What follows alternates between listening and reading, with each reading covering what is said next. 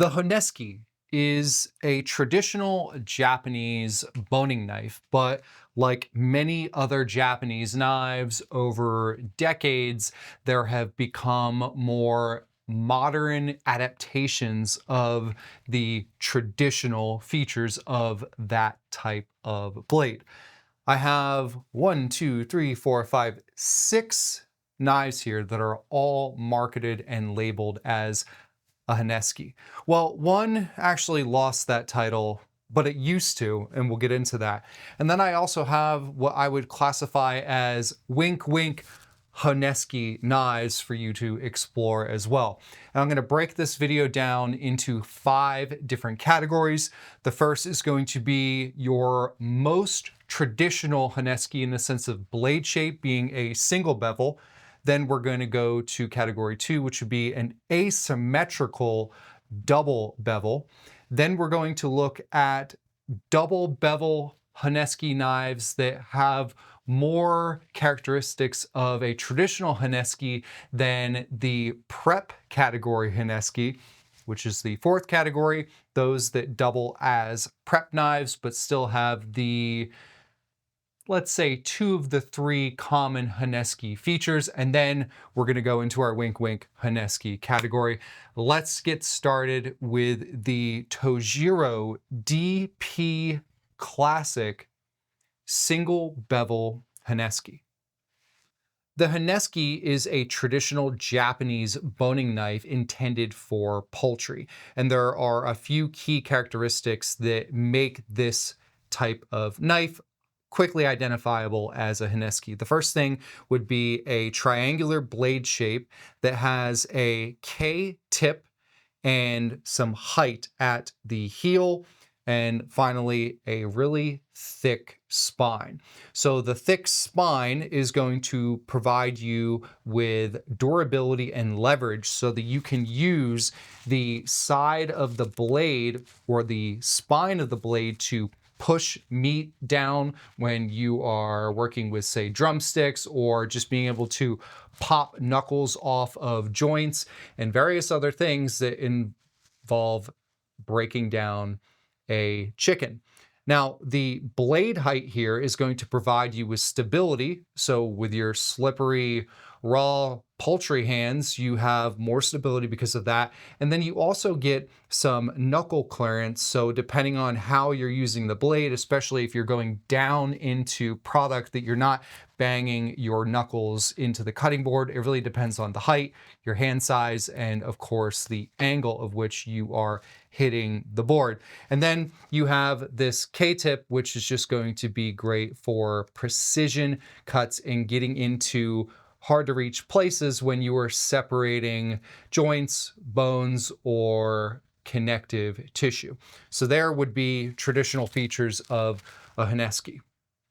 The Tojiro DP Classic here is the most traditional I have in my collection because this is a single bevel blade. You can see that on the right side, it is straight, and then the sharpened edge is coming from, in this case, the left side, because I have it upside down, but it would be coming from the right side here.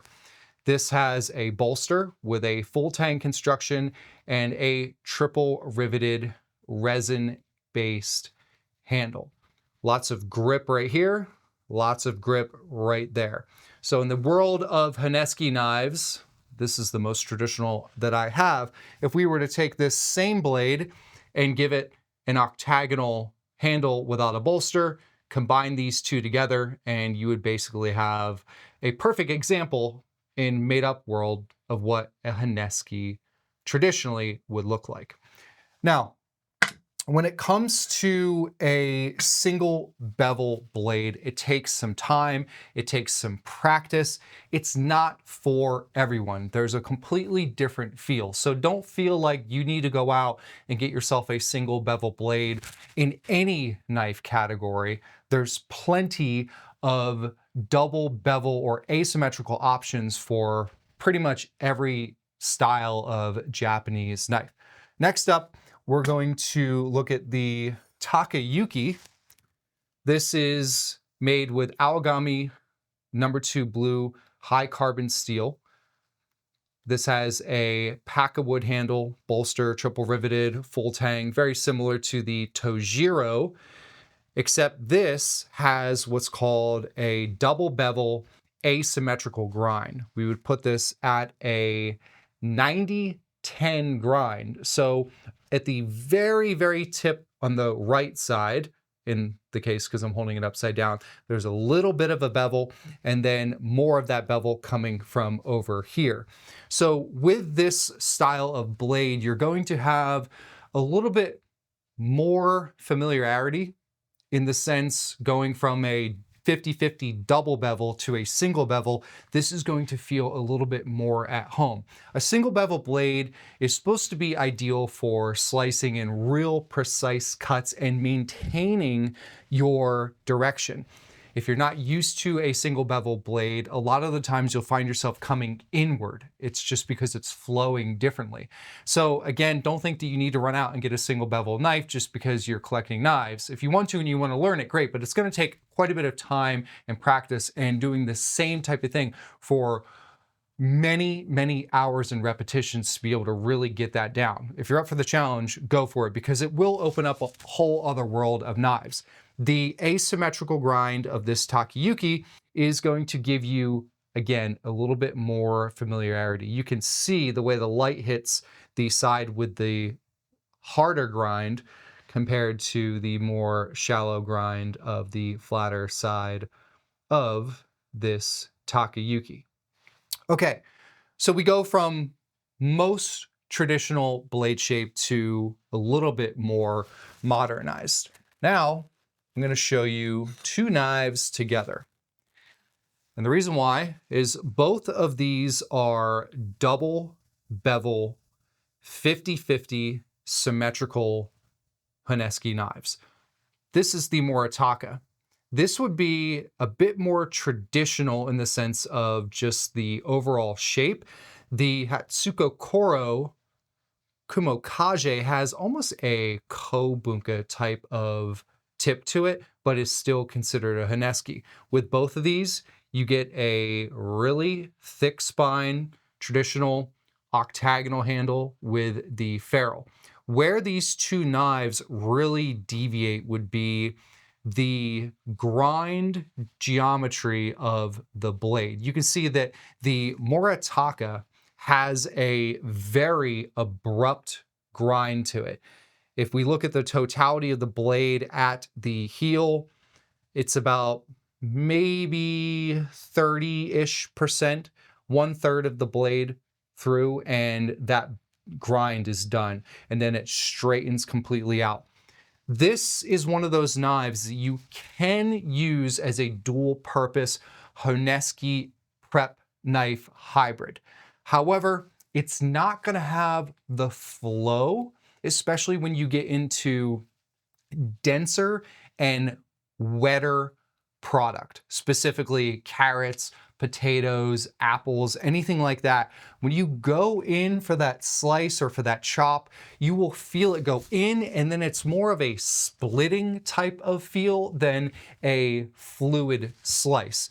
So as a knife that could double as a prep, if you just need to chop up an onion quick, you're doing some mirepoix for stock and you don't care about precision, just boom, boom, boom, boom, boom. You don't want to dirty a knife after you get done breaking down your chicken to make chicken soup or whatever it is you're doing, this would be totally fine. And I mean, I'm not going to lie, Moritaka, absolutely stellar knives, over 700 years of family history making knives. It's quite the beauty.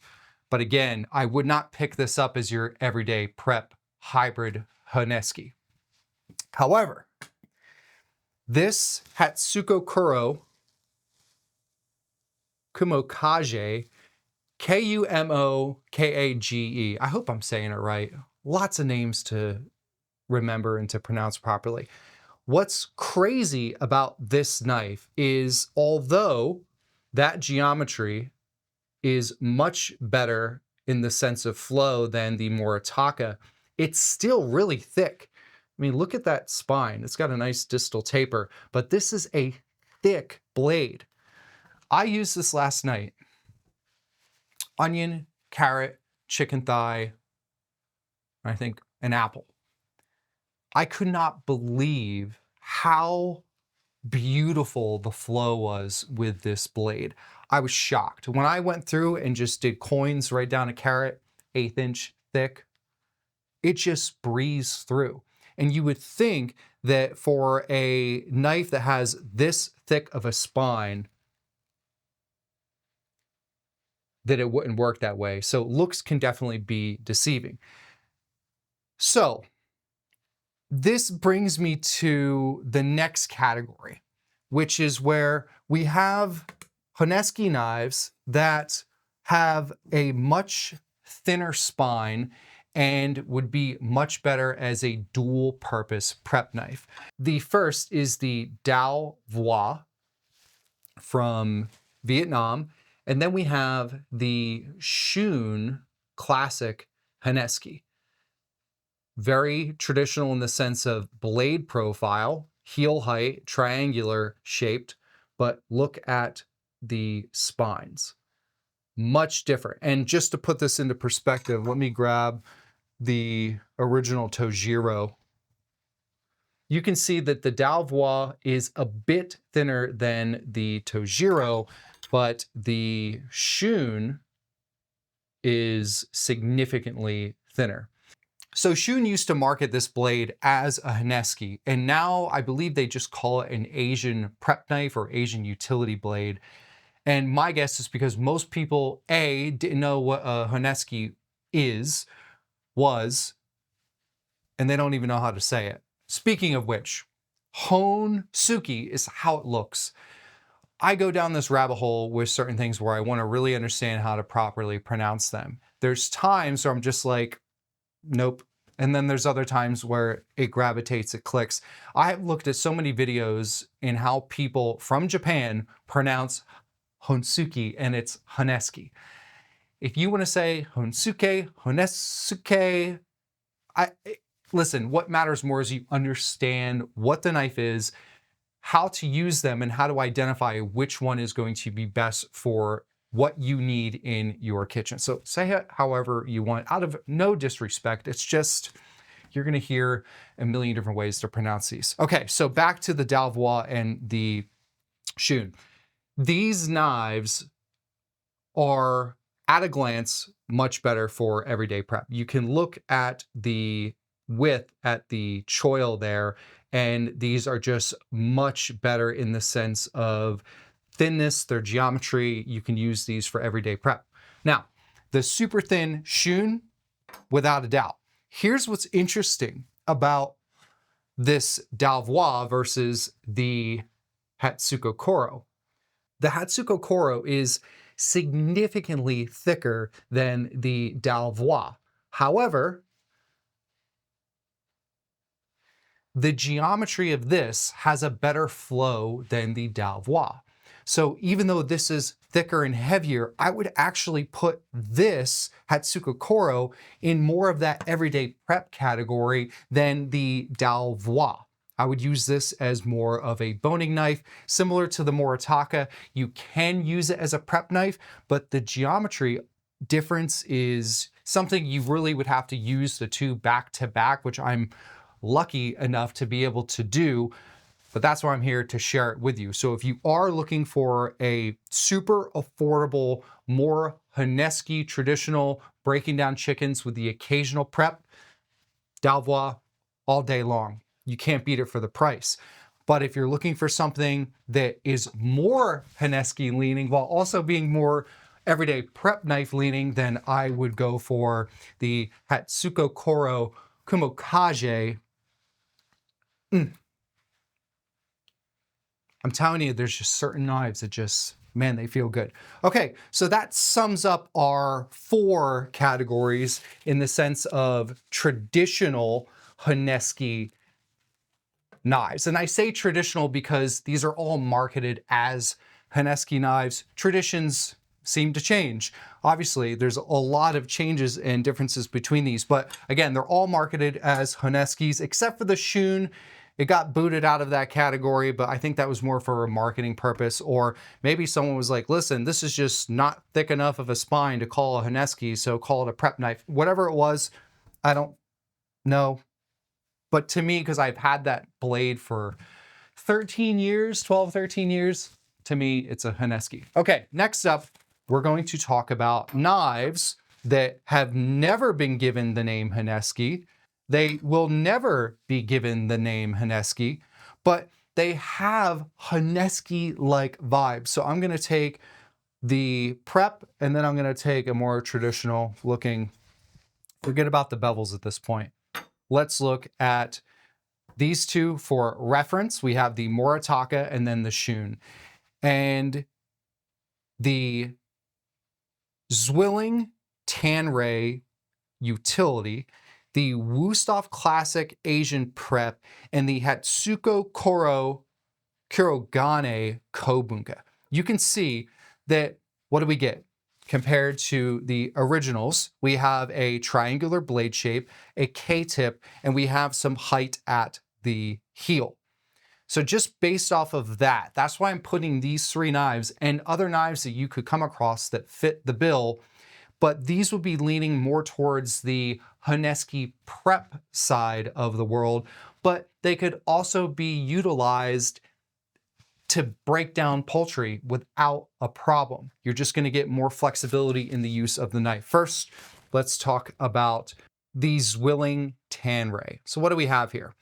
Damascus cladding, SG2 core. This is basically a smaller footprint version of the Kramer Damascus. You get a more minimalistic handle. You still get the heel. You almost have like a Kogyuto type of blade shape to it, not quite K-tip, but you could easily use this as an everyday prep or to break down some chickens. This would be on the higher end in the sense of the knives in these category 5 group. Next up, this is the Wusthof Classic Asian Prep Knife. I think what happened is someone at Wusthof was like, yo, let's make a Honesuki. And someone's like, yeah, but we're a German company and no one knows how to pronounce it or even knows what it is. And they're like, well, let's just take a similar blade profile, make it a little smaller, fit that German vibe. And then, you know what? We'll just call it an Asian prep knife. And then they were like, yeah, awesome idea. And you know what? It was a great idea because this is an awesome little knife that you could break down chicken with and then prep a sandwich, prep a salad. There's a lot you could do with a little blade like this. I put this in the Honesuki category. Wait. I put it in the Honesuki category. Now, this next one, I'm actually going to pull out the other Hatsukokoro. These two, both by Hatsukokoro, have a lot of similar features. If we were to just shorten this heel height a little bit, you basically just get a shorter version of what they call a Honesuki. Now, the difference though would be that this has quite a bit thinner of a spine compared to the Kumo Kage. It's significantly different, but compared to the Shun, about the same. So this is a hand-forged Kobunka, and you've got plenty of heel height, you got the K-tip, you've got the triangle blade, and it's still, I mean, there's not much give. Could you use this to break down the chicken? Yep. Could you use it to prep your everyday meal? Absolutely. Is it short? Is it easy? Yep. Would I put this in Honesuki category 5? Yes. So there you have it. 5 categories, 4 Honesuki knives, and then 1 wink wink with the air quotes. You should now be able to look at any knife that's marketed as a Honesuki, a Japanese boning knife, or an Asian or Japanese prep knife, and identify a couple of features to figure out if it's the right knife for you. Do you want single bevel? Do you want an asymmetrical double bevel with a 90-20 grind? Do you want the super thick spine? A more traditional octagonal handle? Do you want something that has a thick spine but has a beautiful just grind, and the geometry is awesome for being the best of both worlds? Or do you want something that's super light and the most affordable, very thin, that, yeah, you could break down a chicken, but maybe you just want a Honesuki and you're never going to break down a chicken? Then go with something like the Shun, or even this Wusthof Asian prep knife, or the Hatsukokoro Kurogane Kobunka. You don't always have to stick to the name or traditional features. You just have to know what you're looking for so you will actually use the knife.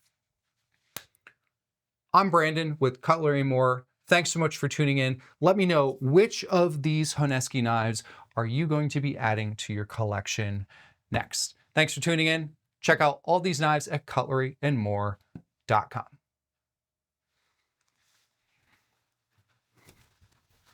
Oh, and let me know your thoughts on the whole top-down camera B-roll mix together. This is new. Taking some getting used to. I can't really go much higher to get it out of the shot unless I pan in more, but I don't want to do that. I like the vibe right now. Anyway, let me know. Is this setup as I'm talking, seeing like that, your thing? I think it's my thing. See ya.